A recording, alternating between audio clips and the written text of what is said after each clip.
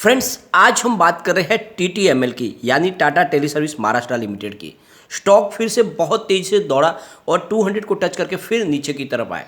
क्या अब स्टॉक फिर से नीचे आने वाला है? क्या लोअर सर्किट लगने वाले हैं या फिर बड़ी तेजी बनेगी? तो बहुत सारी बातें जिसको इस वीडियो के माध्यम से डिस्कस करेंगे।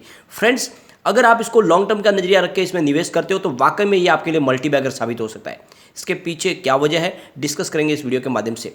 फ्रेंड्स, ये वाकई में स्टॉक 1000 को टच कर सकता है। इसके पीछे जो रीज़न है उसको भी डिस्कस करेंगे।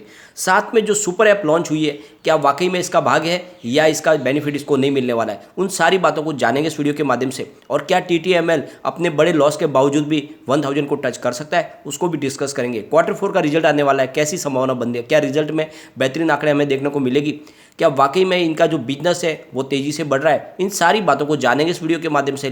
तो फ्रेंड्स, इसके लिए आपको पूरा वीडियो देखना होगा, स्किप ना करें, वरना आधी अधूरी जो जानकारी है आपके लिए नुकसानदायक साबित हो सकती है। लेकिन फ्रेंड, उससे पहले अगर आप पहली बार हमारे चैनल पे आए तो चैनल को सब्सक्राइब कर दीजिए, एक बेल आइकॉन दबा दीजिए ताकि जब भी नया वीडियो बने पहला नोटिफिकेशन आपको मिले। वीडियो पसंद आए तो लाइक शेयर जरूर कीजिए। चलो फ्रेंड, वीडियो स्टार्ट करते हैं। मैं हूँ आपका दोस्त SB दवे और हमारे अपने चैनल ऑनलाइन कमाई में आपका बहुत बहुत स्वागत है। फ्रेंड्स, बात अगर टीटीएमएल की करें तो फ्राइडे को 191 पर स्टॉक था, जहाँ पे 0.47% की गिरावट हमें देखने को मिली। यहाँ पे सबसे बड़ी बात यह है कि इस लेवल से कुछ अभी गिरावट और ज़्यादा दिख रही है। लगता है जिस तरह से तेज़ी से स्टॉक भागा तो वहाँ पे अब प्रॉफिट बुकिंग हो सकती है और स्टॉक आपको थोड़ा सा नीचे जाता हुआ दिखाई दे सकता है। अगर आपका शॉर्ट टर्म का नजरिया है तो आप स्टॉप लॉस लगा के चले, क्योंकि ये बहुत ज़्यादा जरूरी है। क्योंकि फिर अगर लोअर सर्किट ज़्यादा लग गए तो फिर आपको निकलने का मौका नहीं मिलेगा, स्टॉक फिर नीचे आ सकता है। तो स्टॉप लॉस लगा के आगे चले ताकि आप अपना लॉस ना हो, आपका प्रॉफिट बुक कर पाए।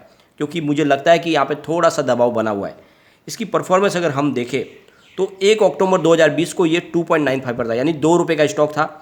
यानी 2 साल में स्टॉक ने बहुत ज़्यादा कमाल किया। 2 रुपये का स्टॉक 200 को क्रॉस कर गया। वैसे तो इसने 300 की हाई भी बनाई थी। फिलहाल की अगर बात करें तो बहुत ही शानदार इसने ऑलरेडी रिटर्न दिया है और काफ़ी अच्छा लोगों को मालामाल किया है। इसकी परफॉर्मेंस अगर हम पिछले 1 साल की भी देखें तो 12 रुपीज़ के आसपास स्टॉक था, उसके हिसाब से भी बहुत ही ज़बरदस्त यानी बम्पर रिटर्न लोगों को मिला है। अगर हम इसके 6 महीने के रिटर्न को देखें तो 48 के आसपास प्राइस थी 12 अक्टूबर को, उसके हिसाब से भी बहुत ही शानदार रिटर्न मिल रहा है। मतलब इस स्टॉक ने कभी भी लोगों को मायूस नहीं किया, बहुत ही शानदार रिटर्न दिया है, लोगों को रातों रात अमीर बनाया इस स्टॉक ने। फ्रेंड्स, 290 तक गया था ये हाई में 11 जनवरी 2022 को। फिर इसके बाद में गिरावट शुरू हुई, काफ़ी नीचे स्टॉक आया, लगभग 100 के अंदर चला गया था, लेकिन अब फिर से इसने दौड़ना शुरू किया तो ये वापस 200 तक चला गया है और अब ये स्टॉक काफ़ी मजबूत लग रहा है। 8 मार्च 2022 को इसने 93 की लो भी बना दी थी और काफ़ी लोगों को चिंता होने लगी थी कि कहीं फिर से ये 10 रुपये या 2 रुपये पे ना आ जाए, लेकिन वैसा होगा नहीं क्योंकि काफ़ी मजबूत कंपनी है। अब अपने कारोबार को नए रंग ढंग के साथ इसने शुरू कर दिया है। जो पुराना इनका कारोबार था उसकी जगह पे कंपनी का कारोबार चेंज हो चुका है। ये आप सोच लो कि फिर से ये 20-30 रुपये का स्टॉक नहीं बनेगा अब, लेकिन यहाँ से इस लेवल से थोड़ी सी प्रॉफिट बुकिंग तो लाजमी है। इसके वॉल्यूम को अगर देखें तो पिछले 1 महीने पहले इसका 59 लाख रुपीज़ का वॉल्यूम था। 1 वीक पहले 1 करोड़ रुपीज़ का वॉल्यूम हुआ था।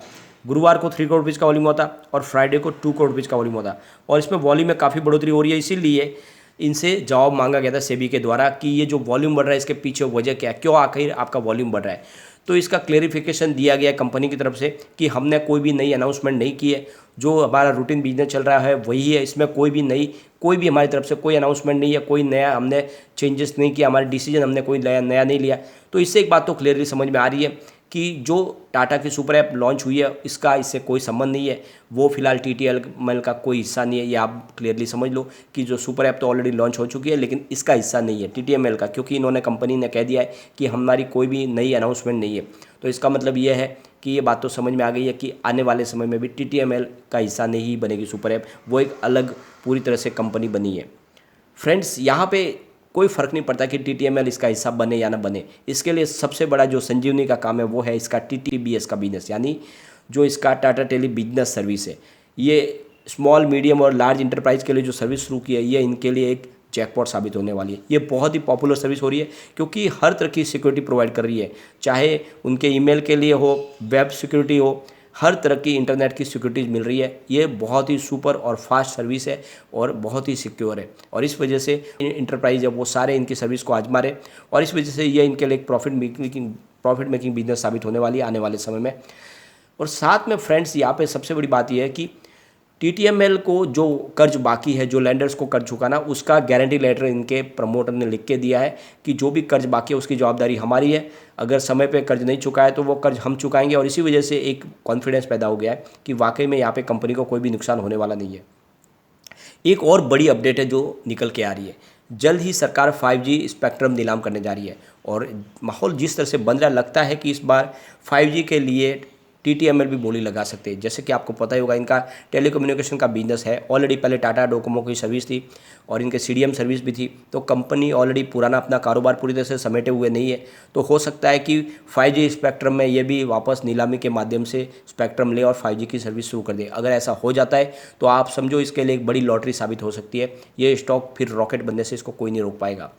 तो वाकई में बहुत सारी संभावनाएं, लेकिन फिर भी इनका जो बिजनेस है टीटीबीएस का, वही इनके लिए बहुत कुछ है। उस बिजनेस के माध्यम से ही आने वाले समय में कंपनी आपके लिए बहुत सारा रिटर्न आपको जनरेट करके दे सकती है। अगर इनके कारोबार को देखें तो कंपनी अपने रेवेन्यू में अच्छी खासी बढ़ोतरी लगातार कर रही है, अपने कर्ज को कम करने की कोशिश कर रही है। टीटीएमएल की बात करें तो ये 1995 में बनी हुई स्मॉल कैप कंपनी है, जिसका मार्केट कैप 37,143 करोड़ रुपीज़ का है। और Q3 में कंपनी की टोटल इनकम 285.97 करोड़ रुपये निकल कर आई है, जो 5.40% ज़्यादा है पिछले क्वार्टर से, यानी Q2 से। Q2 में इनकी टोटल इनकम 271.33 करोड़ रुपीज़ थी और 2.18% ज़्यादा है पिछले साल सेम क्वार्टर से। पिछले साल सेम क्वार्टर में इनकी टोटल इनकम 279.87 करोड़ रुपीज़ थी और कंपनी ने net profit after tax -302.30 crore rupees का लॉस बताया। तो यहाँ पे कंपनी लॉस में जरूर है, लेकिन इनके नेटवर्थ में लगातार बढ़ोतरी हो रही है। अगर इनके लॉस को भी देखोगे तो आप लगातार हर साल कम हो रहा है। 2018 में कंपनी का रेवेन्यू 2.01 थाउजेंड करोड़ रुपीज़ का था और इनको लॉस हुआ था 9.84 थाउजेंड करोड़ रुपीज़ का। 2019 में इनका 1.88 थाउजेंड करोड़ रुपीज़ का रेवेन्यू हुआ और उनका लॉस घटकर रह गया 0.67 थाउजेंड करोड़ रुपीज़ का। 2020 में 1.30 थाउजेंड करोड़ रुपीज़ का इनको रेवेन्यू मिला और इनका लॉस रह गया 3.71 थाउजेंड करोड़ रुपीज़ का। 2021 की बात करें तो 107 करोड़ रुपीज़ का इनको रेवेन्यू मिला और इनका लॉस 2000 करोड़ रुपये तक पहुंच गया। तो आप देख लो, बड़े लॉस से कंपनी लगातार धीरे धीरे अपने लॉस को कम करने की कोशिश करे। उससे तो बात समझ में आ रही है कि जल्द ही ये कंपनी प्रॉफिट में आ सकती है। यहाँ पे आप देखोगे तो शेयर होल्डिंग पैटर्न बहुत सारे इशारे कर रहे हैं। यहाँ पे प्रमोटर की स्थिति बहुत मजबूत है, यानी 74.36% की होल्डिंग पूरी की पूरी प्रमोटर के पास है और 75% की अपर लिमिट है। इसके ऊपर कोई प्रमोटर अपनी होल्डिंग नहीं बढ़ा सकते, तो पूरी होल्डिंग ली हुई है। कोई भी गिरवी शेयर नहीं। आपको ये भी पता होना चाहिए कि इसमें टाटा सन्स की भी हिस्सेदारी है और टाटा पावर की भी हिस्सेदारी है। साथ में यहाँ पे एफआई ने अच्छा खासा निवेश अपना बढ़ा दिया है। 0.01% की होल्डिंग जून में थी, उसको सितंबर में बढ़ा के 0.16% किया। दिसंबर में इन्होंने अपनी होल्डिंग को 0.79% तक लेकर चले गए। इसका मतलब एफआई लगातार इन्वेस्टमेंट बढ़ा रहे हैं। बात अगर डीआई की करें तो सितंबर और जून में उन्होंने कोई होल्डिंग नहीं ली थी, लेकिन दिसंबर में उन्होंने 0.02% की होल्डिंग ली। वही म्यूचुअल फंड की बात करें तो सितंबर जून और दोनों में उसकी कोई होल्डिंग नहीं थी, लेकिन दिसंबर में इन्होंने भी 0.02% की होल्डिंग ली हुई है। अदर्स की बात करें तो 25.63% की होल्डिंग जून में थी, 25.48 हुई सितंबर में, फिलहाल 24.83% की होल्डिंग है। तो यहाँ पे सिर्फ जनरल पब्लिक की होल्डिंग घट रही है, बाकी यहाँ पे एफआई, डीआई और म्यूचुअल फंड ने अपनी होल्डिंग को बढ़ा दिया। इससे एक बात तो समझ में आ रही है कि वाकई में इस कंपनी मजबूत है और इस लेवल पे हर कोई खरीदारी करना चाहता है। काफ़ी लोग ऐसे कहते हैं कि सिर्फ रिटेल इन्वेस्टर को फंसाया जाता है इस स्टॉक में, तो ये बात यहाँ पे गलत साबित होती है, क्योंकि यहाँ पे रिटेल इन्वेस्टर की होल्डिंग तो घटी है, लेकिन यहाँ पे एफआई, डीआई और म्यूचुअल फंड ने अपनी होल्डिंग को बढ़ाया है। तो आप बात समझ लो, ये वाकई में एक बड़ा मल्टीबैगर है। यहाँ पे बड़े बड़े म्यूचुअल फंड ने भी निवेश किया हुआ है। देखोगे तो आप Nippon India Nifty small cap 250 ने यहाँ पे 1.98 करोड़ रुपये का इन्वेस्टमेंट करके 0.78% की होल्डिंग ली है। Motilal Oswal Nifty small cap 250 ने 1.90 करोड़ रुपये का निवेश करके 0.79% की होल्डिंग ली है। ICICI Pru small cap index fund ने 0.30 करोड़ रुपये का इन्वेस्टमेंट किया, 0.78% की होल्डिंग ली है। मोतीलाल ओसवाल निफ्टी 500 फंड ने 0.15 करोड़ रुपये का इन्वेस्टमेंट करके 0.05% की होल्डिंग ली है। और ICICI Pru S&P BSE 500 ETF ने 0.03 करोड़ रुपये का इन्वेस्टमेंट करके 0.05% की होल्डिंग ली है। तो आप देख लो, बड़े बड़े म्यूचुअल फंड यहाँ पे निवेश कर रहे हैं। यहाँ पे सबसे अच्छी बात है कि एंट्री पॉइंट बहुत अच्छा है। यहाँ पे स्टॉक ओवरबॉट जोन में नहीं है और सबसे अच्छी बात यह है कि फिलहाल स्टॉक के ऊपर कोई भी ASM GSM की लिस्ट में शामिल नहीं है। पूरी तरह से स्टॉक क्लियर है और इससे बात समझ में आ रही है कि वाकई स्टॉक मजबूत है। अपना TTBS का बिजनेस तेज़ी से बढ़ रहा है, वही इसके लिए बहुत कुछ है और आने वाले समय में 5G का फ़ायदा इसको मिल सकता है, क्योंकि हो सकता है कि ऑक्शन में इस बार भाग ले टाटा। एक बार इसके शॉर्ट टर्म हम टारगेट देखेंगे तो यहाँ से अगर स्टॉक स्लिप होता है तो 181 का फर्स्ट सपोर्ट है, ये सपोर्ट टूटा तो फिर 173 तक स्टॉक जा सकता है। तीसरा सपोर्ट जो निकल के आ रहा है वो 163 का है। तो फिलहाल थोड़ी सी दबाव में दिख रहा है स्टॉक। तो आप अगर आप प्रॉफिट बुक नहीं करना चाहते तो कोई बात नहीं, लेकिन कम से कम स्टॉप लॉस लगा दे, ताकि क्या गिरावट में आपका जो निवेश है सुरक्षित रहे। ऊपर की तरफ मूव करने पे 199 का फर्स्ट रेजिस्टेंस है, इसको ब्रेक करते ही 209 की प्राइस देखने को मिलेगी, वहाँ तक स्टॉक पहुँच गया तो फिर 270 तक भी जाएगा। तो जल्द ही इसकी नई हाई भी बन सकती है।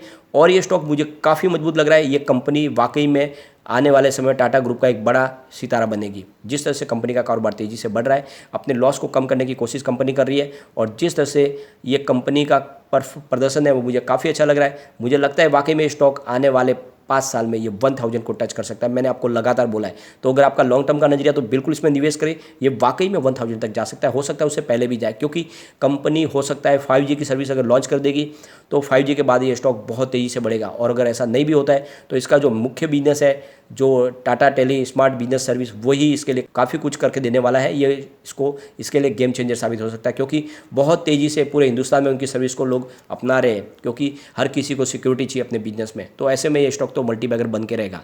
और फिलहाल लेकिन अभी रिसेंटली में अगर आप शॉर्ट टर्म निवेशक है तो यहाँ पे दबाव बना हुआ है। तो इस समय आपको थोड़ा अगर इन्वेस्टमेंट भी करना है तो थोड़ा सा वेट करें, फ्री इन्वेस्टमेंट करें। मुझे थोड़ा सा यहाँ पे गिरावट की संभावना बन रही है।